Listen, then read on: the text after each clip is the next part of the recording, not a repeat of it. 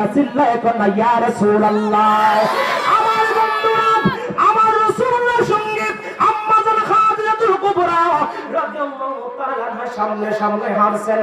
সিদ্দিক আকবর বলেন, ইয়া রাসূলুল্লাহ, ইয়া হাবিবাল্লাহ, নবী গো, ও দয়ার নবী, ও গো মায়ার নবী, আমি জীবনে কোনোদিন আপনার কথার উপরে আমি সিদ্দিক আকবর কথা বলি নাই। ইয়া রাসূলুল্লাহ নবী, আজকে আমি সিদ্দিক আকবর আপনার রাসূলুল্লাহর কথার উপর একটা কথা বলতে চাই। আমার নবী ডাক দিয়ে বলেন, সিদ্দিক আকবর কি বলতে চাও তুমি বলো। ইয়া রাসূলুল্লাহ, যতদিন পর্যন্ত হলো আমি সিদ্দিক আকবর ইসলাম ধর্ম গ্রহণ করেছি ততদিন পর্যন্ত ইয়া রাসূলুল্লাহ আপনার সঙ্গে যখন আমি হাঁটি, আপনার সঙ্গে যখন আমি রাস্তা দিয়ে যখন যাই, কোনোদিন আপনি রাসূলুল্লাহ সামনে দিয়ে আমি সিদ্দিক আকবর হাঁটি নাই, কোনোদিন আপনি রাসূলুল্লাহ সামনে দিয়ে আমি সিদ্দিক আকবর যাই নাই। কিন্তু রাসূল আজকে এমন একটা জায়গার মধ্যে আপনি রাসূলুল্লাহ যাচ্ছেন, আমি সিদ্দিক আকবর আপনি রাসূলের সামনে সামনে দিয়ে হাঁটতে চাই। চিল্লায়ে কন্না সুবহানাল্লাহ। আরে আদম দিয়া কুদরতুল্লাহ, আদম দিয়া কুদরতুল্লাহ, এই ভবেতে প্রকাশ হয় কোরআন হাদিস খুলে দেখো, আদম তো সামান্য নয়। কথা বলেন না ঠিক কিনা? আরে কোরআন হাদিস খুলে দেখো, আদম তো সামান্য নয়।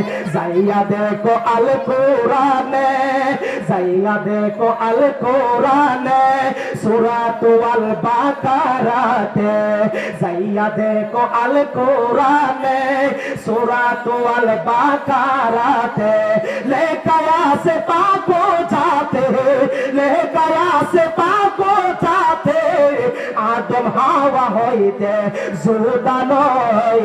কোরআন হাদিস খুলে দেখো, আদম তো সামান্য নয়। চিল্লা কোন দিকে না? আদম হাওয়ার আলোচনা করলে আমার বাবারা, কুরআনুল কারীমের মধ্যে থেকে সূরা বাকারা 30 নম্বর আয়াতের পর থেকে 29 নম্বর আয়াতের পর থেকে যদি আলোচনা শুরু হয়, আদম হাওয়ার আলোচনা করলে উলামায়ে কেরামগণ আলোচনা করতে করতে রাত্র শেষ করতে পারবে, কিন্তু তাদের আলোচনা শেষ হবে না। কথা বলেন ঠিক কি না? আওয়াজে বলেন না ঠিক কি না? হে আমার বন্ধুরা, ওই দিকে আলোচনা করা যাবে না। ওই আমার বন্ধুরা, আমার বাবার সিদ্দিক আকবর বলেন, ইয়া রাসূলুল্লাহ, ইয়া হাবিবাল্লাহ, ওগো দয়ার নবী, মায়ার নবী, আপনি আমাকে আজকে অনুমতি দেন, আমি সিদ্দিক আকবর আপনি রাসূলুল্লাহ সামনে দিয়ে হাঁটবে। আমার রাসূল বলেন, ওগো সিদ্দিক আকবর, তুমি আজকে আমার সামনে দিয়ে হাঁটবা, কারণ কি? আমার নবী কই, সিদ্দিক আকবর কই, ইয়া রাসূলুল্লাহ নবী গো, তার কারণ হলো আপনি যখন রাস্তা দিয়ে যখন হাঁটবেন, আবু জাহিল্লা তো মুনাফিক কাফের, ওই আবু জাহিল্লা যদি আপনাকে যদি তীর নিক্ষেপ করে জংলা থেকে, আপনি রাসূলুল্লাহর বুক মুবারকের মধ্যে রাখবে, আমি সহ্য করতে পারবো না।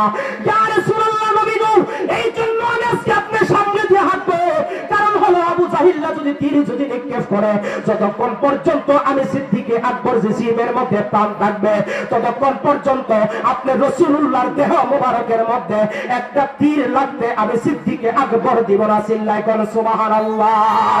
আর তো আওয়াজে কোন না সুবহানাল্লাহ? সিদ্দিক আকবর, তুমি আমাকে এত কেন ভালোবাসো?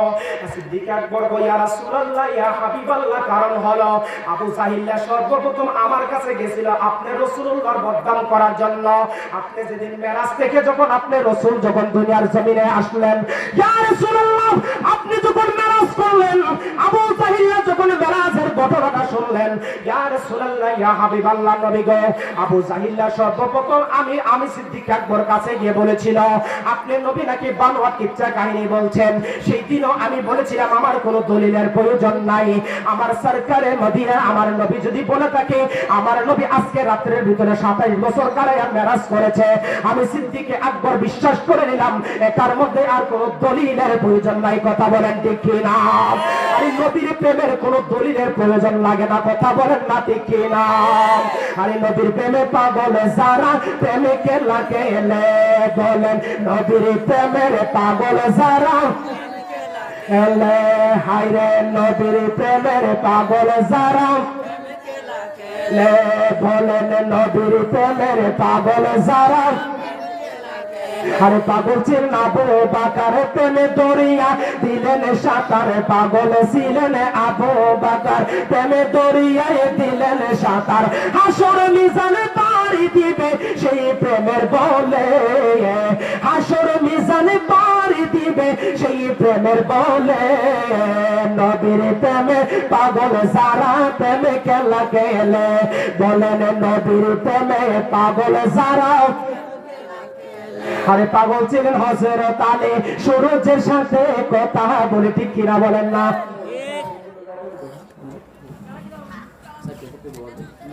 আমার মা বোনদের প্যান্ডেলে নাকি জায়গা হচ্ছে না আপনারা একটু কষ্ট করে আমার আম্মাদের কদমে হাত রেখে বলবো আমার আরেকজন আম্মুকে আপনারা সুযোগ করে দেন যেন আপনারা সুন্দরভাবে বসতে পারেন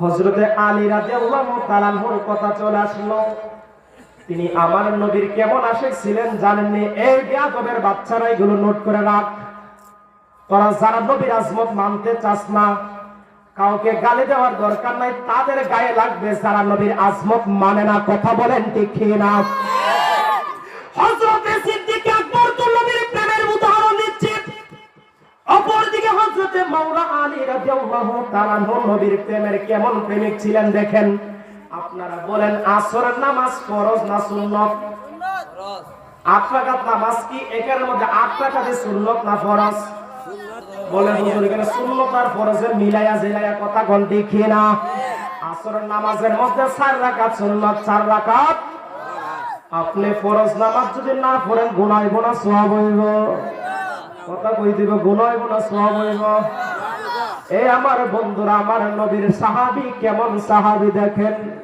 আসরের নামাজের সময় হলো আমার নবী হযরতে আলী রাদিয়াল্লাহু তাআলা আনহু উরাত মুবারকের মধ্যে আমার নবীর মাথা মুবারক দিয়ে এভাবে ঘুম ফরমাচ্ছেন একদিকে আসরের নামাজের আজান হয়ে যায় হযরতে মাওলা আলী বসে বসে চিন্তা করে আমার কোলের মধ্যে আমার রাহমাতুল লিল আলামিন ঘুম ফরমাচ্ছেন অপরদিকে আজান হচ্ছে আল্লাহর ফরজ হুকুমের বিধান হয়ে গেল এখন আমি আলী যদি রাসূলুল্লাহকে যদি ঘুম থেকে যদি জাগ্রত করি আল্লাহ বলছেন এমন ভাবে আমার আল্লাহ বলে দিয়েছেন দুনিয়ার মানুষ তোমরা যদি কোনো কাজ কর্মের মধ্যে থাকো এমন কি তোমরা যদি নামাজের মধ্যেও থাকো আমার রাসূল যদি তোমাকে ডাক দেয় তোমাদেরকে যদি ডাক দেয় তোমাদের নামাজ ছাইরা দিয়া রাসূলের ডাকে সাড়া দেওয়া তোমাদের জন্য ওয়াজিব চিল্লায় কন্না সুবহানাল্লাহ মাওলা আলী বলেন এখন তো এমন একটা পরিস্থিতির মধ্যে আমি পড়ে আছি একদিকে আমার রাসূলুল্লাহ ঘুম ফরমাচ্ছেন অপরদিকে আমার ফরজের সময় হয়ে গেল এই চিন্তা করতে করতে হযরতে মাওলা আলী চক্ষু দ্বারা একটু পানি ঝরতেছেন অপরদিকে আসরের নামাজের সময়টা পার হয়ে যায় হযরতে মাওলা আলী বলেন এখন যদি আমি রাসূলুল্লাহকে ডাক দেই আল্লাহর কোরআনের আইনের বিরুদ্ধে আমি বেয়াদব হয়ে যাব রাসূলুল্লাহকে তো ডাক দেওয়া যাবে না অপরদিকে যদি আমি নামাজ পড়ে আমি জাহান্নামের কাতারে আমার নামটা উঠে যাবে এখন আমি কোন দিকে যাব এই রকম করতে করতে মাগরিবের পূর্ব মুহূর্ত হয়ে যায় আমার রাসূলুল্লাহ ঘুম ফরমাচ্ছেন হযরতে মাওলা আলীর চক্ষু দ্বারা একটা পানি মুবারক আমার নবীজির জিসিম মুবারকের মধ্যে পড়ে যায় আমার নবী ঘুম মুবারক থেকে উঠে বললেন ও মাওলা আলী তুমি কেন কান্না করছো এমন মুহূর্তে মাওলা আলী বলেন ইয়া রাসূলুল্লাহ ইয়া হাবিবাল্লাহ নবী গো আমি কান্না করছি এই জন্য ও ইয়া রাসূলুল্লাহ কিছুক্ষণ আগে আসরের নামাজের জামাতের সময় তো পার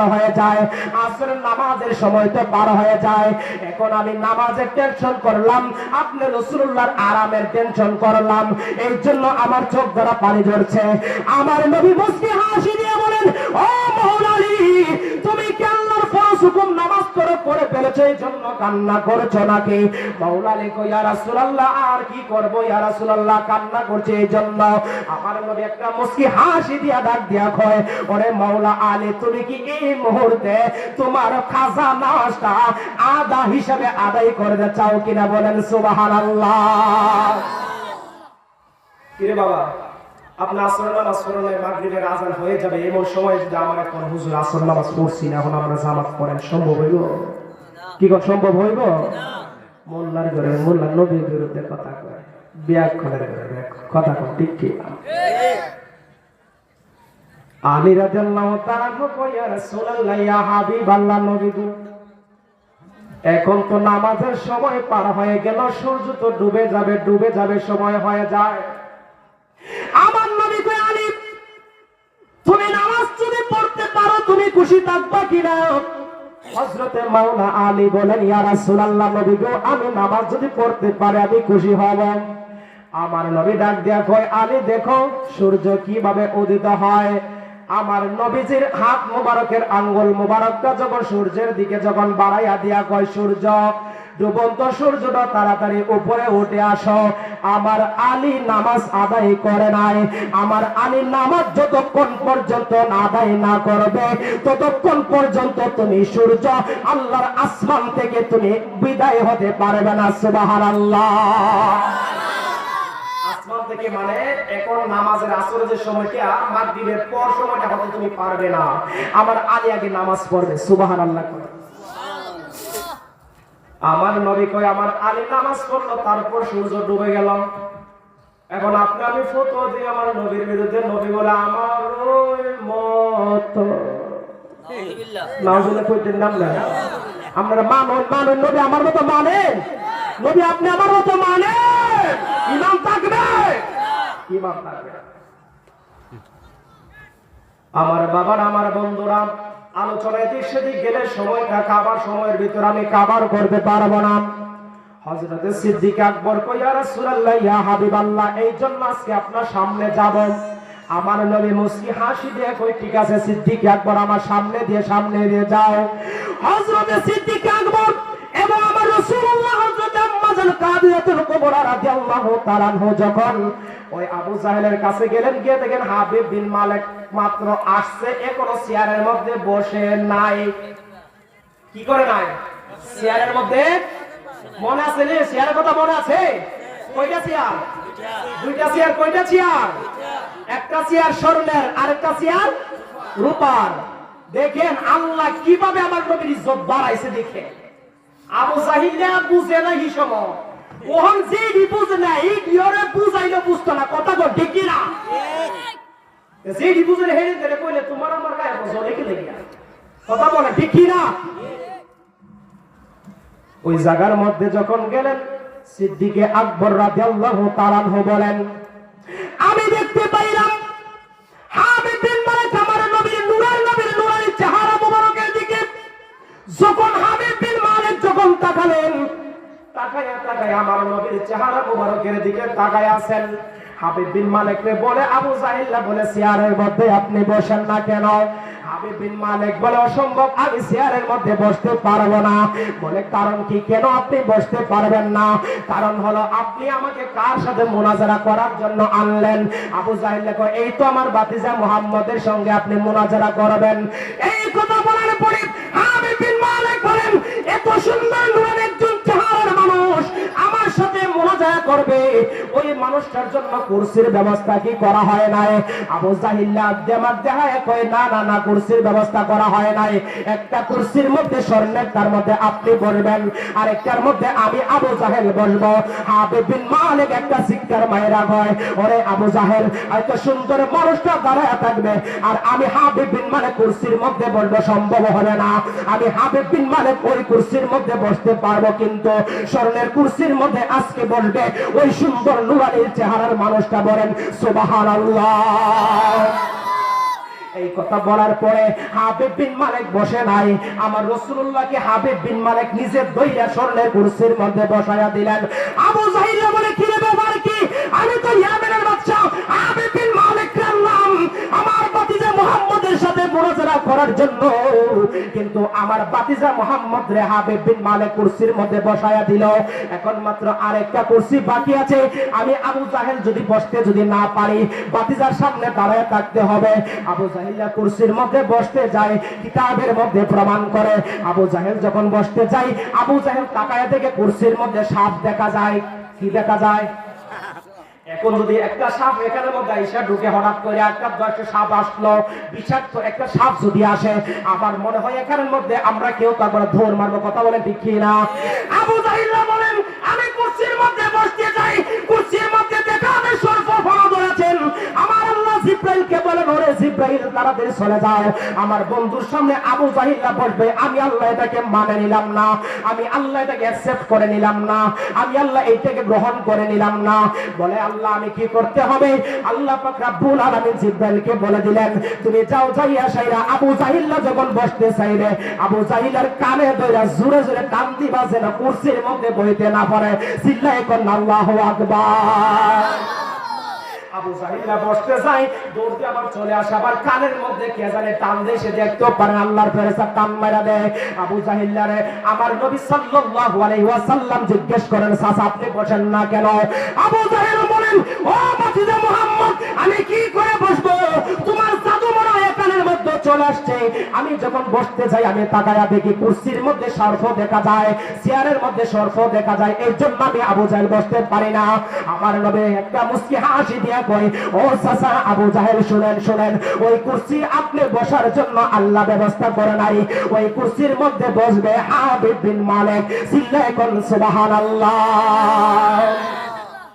হাবিব বিন মালিক আমার নবী কই, ও হাবিব বিন মালিক আপনি ওই রূপার চেয়ারের মধ্যে কুরসির মধ্যে বসে যান। হাবিব বিন মালিক বলেন, আপনার সামনে বসবো আমার তো বিয়াদবি মনে হচ্ছে। আমার রাসূলুল্লাহ কই, আপনি বসে যান, সমস্যা নাই। হাবিব বিন মালিক রূপার কুরসির মধ্যে বসলেন। আমার রাহমাতুল আলামিন স্বর্ণের কুরসির মোবারকের মধ্যে যখন বসলেন, আমার বন্ধুরা, আমার নবী ডাক দিয়ে কইল, হাবিব বিন মালিক আপনি তো আসলেন আমি রাসূলের সাথে মুনাজারা করার জন্য, আমি রাসূলুল্লাহকে প্রশ্ন করার জন্য। ঠিক আছে, আপনি প্রশ্ন শুরু করতে পারেন। হাবিব বিন মালিক বলেন, এক নাম্বার একটা প্রশ্ন হলো, আমি আপনার কাছে জানতে চাই আপনি কি সত্য রাসূল কিনা? আমার রাসূলুল্লাহ বলেন, হ্যাঁ আমি আল্লাহ পাকের প্রেরিত সত্য রাসূল। হাবিব বিন মালিক বলেন, আপনি যদি আল্লাহ পাকের প্রেরিত সত্য রাসূল যদি হয়ে থাকেন, তাহলে আজকে আমার কাছে একটা প্রমাণ করে দিতে হবে। আমার নবী বলেন, কিসের প্রমাণ? ও শুনেছি জীবনে আপনি নাকি অনেক মুজিজা দেখাইলেন জমিনের মধ্যে, আজকে আমি হাবিব বিন মালিক দেখতে চাই জমিনের মধ্যে আপনার মুজিজা দেখালে হবে না, আজকে আপনি আল্লাহর আসমানের মধ্যে মুজিজা দেখাতে হবে। উচ্চ স্বরে বলেন না সুবহানাল্লাহ। আরে তুমি ছিলে আসমানে আর চন্দ্র, তুমি ছিলে জমিনে আর চন্দ্র ছিল আসমানে, মক্কারি কাফের ঘনে নবুয়ত প্রমাণে করে আপনার আবেদন, চন্দ্র করতে দ্বিখণ্ডন, দেখে আপনার তর্জনী চাঁদ হয়ে যায় কোরবানি, দেখে আপনার তর্জনী চাঁদ হয়ে যায় কোরবানি, আশেকের পরিচয় দিয়ে চির অমলান হয়ে যান। বলো না সুবহানাল্লাহ। রসুল আমার আপনাই না চিনিলে আপনার কি আর আসে যায়, বাতিলেরা না চিনিলে আপনার কি আর আসে যায়, আবু জাহেল না চিনিলে আপনার কি আর আসে যায়। কথা বলে ঠিক কিনা? আপনি রাসূলুল্লাহকে না চিনলে আমার রাসূলুল্লাহর আসমাত মুবারক কোন দিকে কম দিও না। রাসূলুল্লাহকে ভালোবাসতে রাসূলুল্লাহর ইজ্জত বাড়াতে পারবেন না, বরং রাসূলুল্লাহকে ভালোবাসতে আপনার ইজ্জত আমার মাওলা বাড়িয়ে দিবে। ঠিক মেরে বলেন ঠিক কিনা? একটা एग्जांपल হলো, আপনারা নেটের মধ্যে মনে হয় দেখেছেন, আল্লামা মুজাদ্দিদ আবেদ শাহ হুজুর কেবলার একজন মুরিদ, কুষ্টিয়ার মধ্যে নেটের মধ্যে মনে দেখেছো ভাই, ঠিক আছে না? 27 বছর হয়ে গেছে একটা মৌলুক আবেদ শাহ হুজুরের মুরিদ ছিলেন কুষ্টিয়ার জমিনে, কুষ্টিয়ার এলাকার মধ্যে 27 বছর হয়ে গেছে। ওখানে একটা বাড়ি করার জন্য মানুষ গেলেন, মাটি খুঁড়ে বাড়ি করবে এখানে, বাড়ি করার জন্য যখন পুরা শুরু করলেন, দেখা যায় 27 বছর পুরাতন একটা লাশ এখানের মধ্যে, যেই রকম ভাবে কবর রাখা হয়েছিল এই রকম ভাবে লাশটা সেই কবরের মধ্যে রয়ে গেছে। চিৎকার মেরে বলুন না সুবহানাল্লাহ। নবীর গোলাম হয়ে যাও, তোমার লাশ কবরে পচবে না। কথা বলে ঠিক কিনা? মাটি বলে, ভাই আমার দুইটা ধরন আছে। বলবো বলবো বলবো ভালো লাগে? ভালো লাগে তো? মাটি বলে, ভাই আমার দুইটা ধরন। বলে কি রকম ধরন?